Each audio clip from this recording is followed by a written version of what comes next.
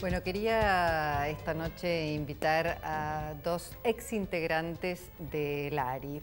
Un poco pensando en Elisa Carrió, que por estas horas está en México con su hijo, y algunas fuentes dicen, o por lo menos están especulando la posibilidad de que Elisa Carrió no compita en octubre, no se presente en octubre en realidad, después de la baja performance de un 3,2% que hizo en las primarias abiertas, simultáneas y obligatorias. Y la verdad es que quería hablar tanto con María Elena Nadeo como con Carlos Raimundi, porque ellos formaron parte en algún momento del ARI, para hablar o para tratar de ver qué es lo que ha pasado con esa fuerza, o en todo caso con el derrotero de Elisa Carrió, que partió desde el radicalismo, formó el ARI hoy ya no existe, formó la coalición cívica, que está en un proceso, me parece, de análisis interno muy fuerte, formó el acuerdo cívico y social, que hoy tampoco existe. Entonces, un poco para analizar cómo se puede construir y deconstruir al mismo tiempo,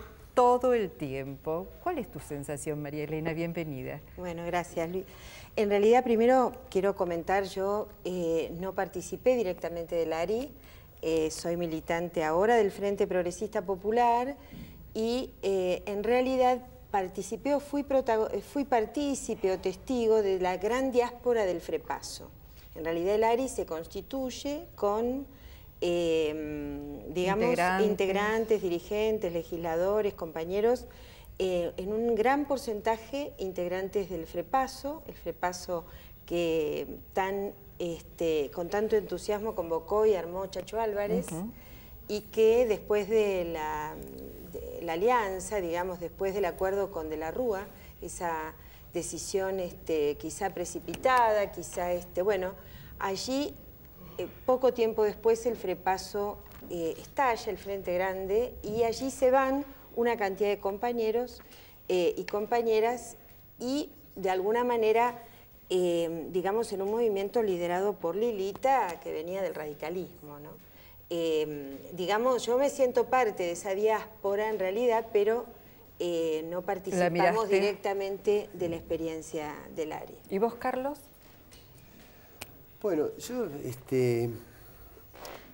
la verdad, de Carrió yo preferiría no hablar, porque me resulta muy difícil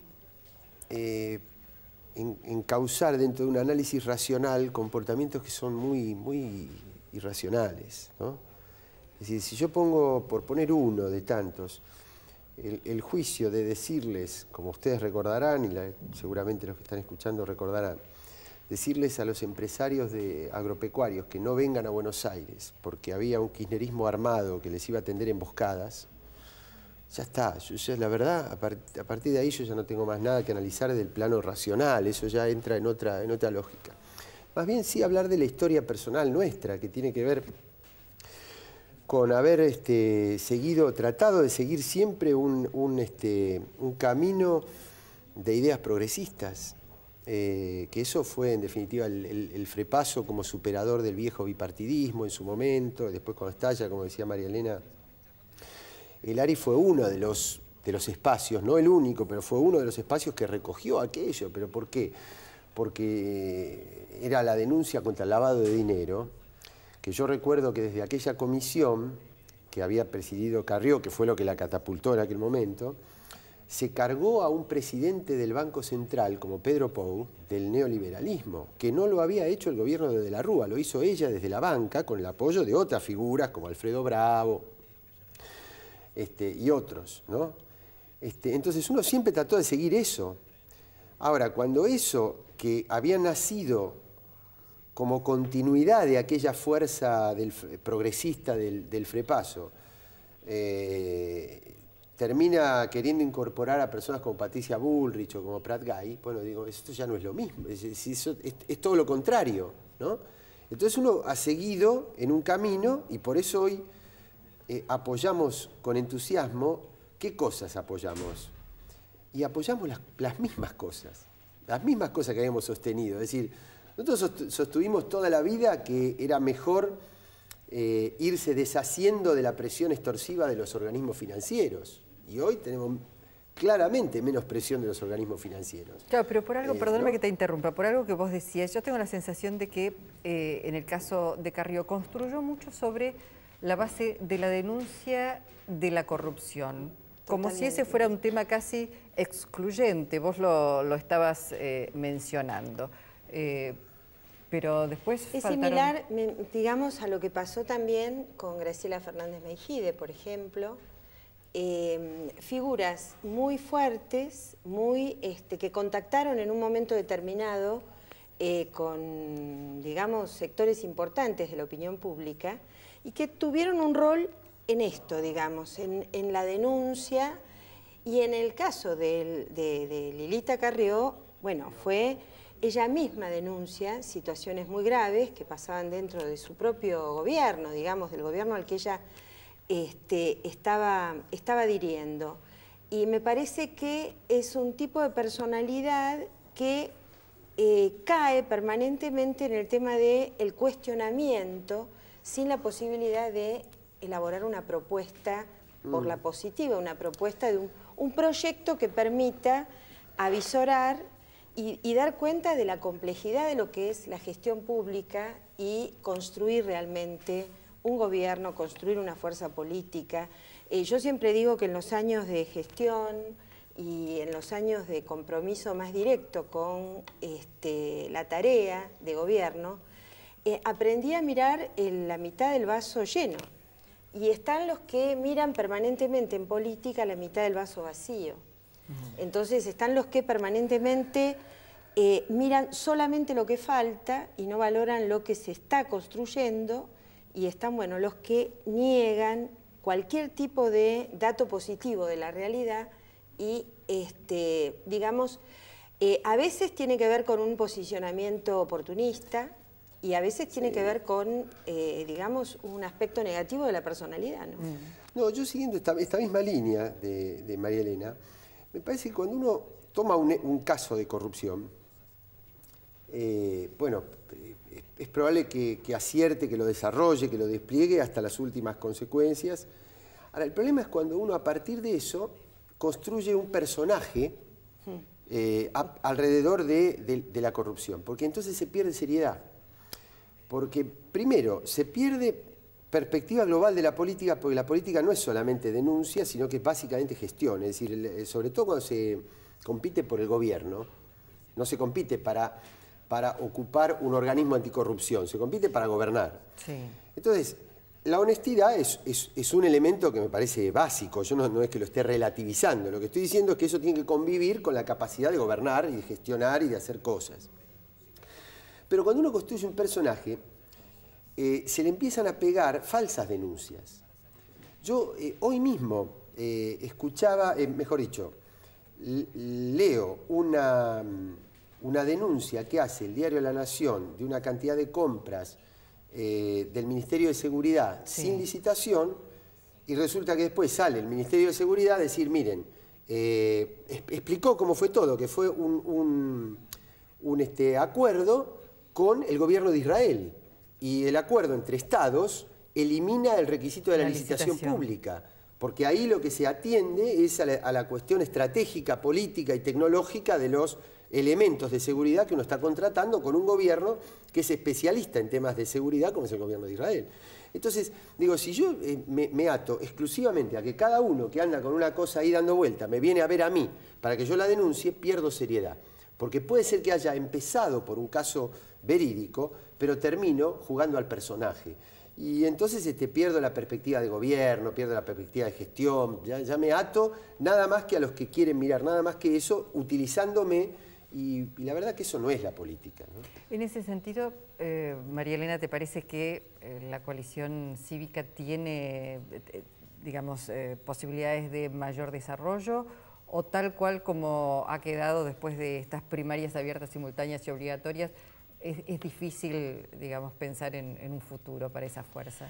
Yo creo que estas fuerzas políticas han quedado entrampadas en una posición que no es la original, que no es la de ese progresismo liberal que los vio nacer. La coalición cívica, con muchos de ellos y de ellas militamos en la Alianza, por ejemplo. Si fue posible construir una coalición con sectores del peronismo, de la izquierda, del radicalismo progresista, me parece que han perdido el rumbo en el sentido de alinearse en una postura profundamente antipopular.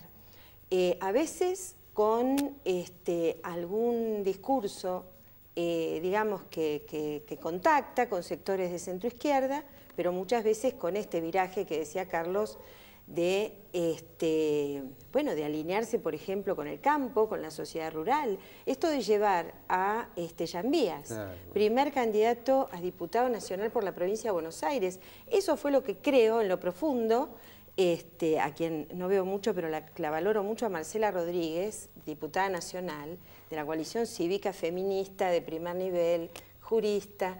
Bueno, en realidad a mí me parece que allí la militancia sana de la coalición cívica y sus referentes más consecuentes no pueden pertenecer a una fuerza política que lleva a un vocero de la oligarquía y con posturas realmente de derecha y con posturas muy antipopulares. Sí, se ha ido desgranando. En realidad, si uno se fija, yo tomé por caso desde la historia, desde la creación del ARI, pero bueno, Jorge Giles, Mario Cafiero, Carlos Raimundi, Valito Romá, Graciela Ocaña, Cabanchik, Macaluce, Marcela Rodríguez, María América González, bueno, Fernanda Reyes, que se está yendo sin que... Hay una cantidad de gente que ha formado parte de las filas y que se ha ido yendo, ¿no? Sí. Ahora, un debate interesante que queda pendiente, digamos, y que sería bueno en la Argentina que viene.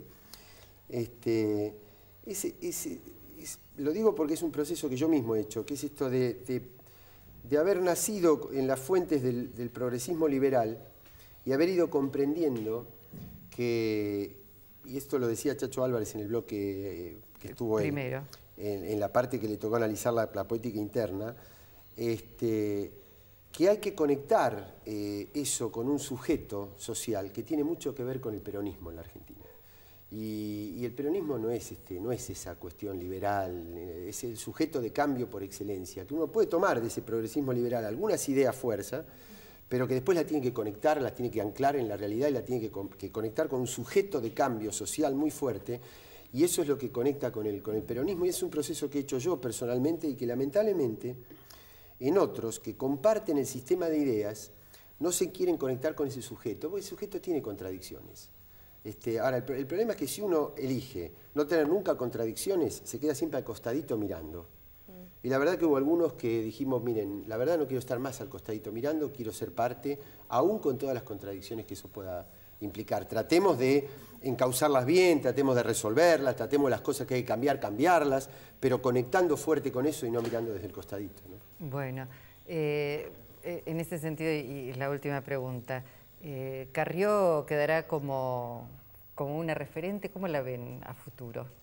No, yo creo que se ha agotado, ella misma ha dicho y ha asumido públicamente que se ha equivocado en la estrategia política. Me parece que, digamos, tenemos que reconstruir canales de participación que permitan que toda la gente progresista y con un sentido popular hacer este debate, ¿no? Bueno, veamos cuáles son los puntos de contacto, de confluencia. Digo, hablando para la militancia de los sectores que han votado y que, digamos, han apoyado a Carrió durante tantos años, me parece que tenemos que apostar a una nueva transversalidad. Este desfilar, estos estallidos de compañeros, de dirigentes, digamos, hay momentos de ruptura política en las que tenemos que barajar y dar de nuevo. Yo también apoyo a todo lo que es este movimiento tan interesante del Frente Popular para la Victoria, pero creo que hay un espacio de los sectores medios, de los sectores intelectuales, hay un espacio de diferenciación política que tenemos que traducir en pluralidad, en transversalidad, ¿no? Chacho nos enseñó mucho de eso años atrás. Sobre Carrió no voy a contestar. Está bien.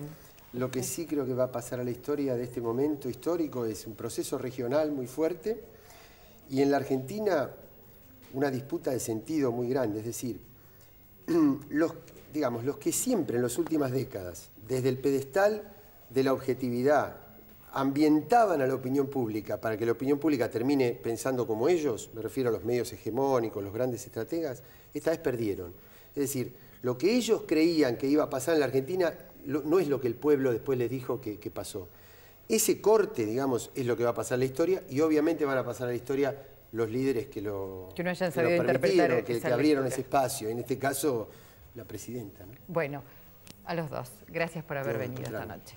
Vamos al corte, regresamos con la diputada Juliana Di Tulio.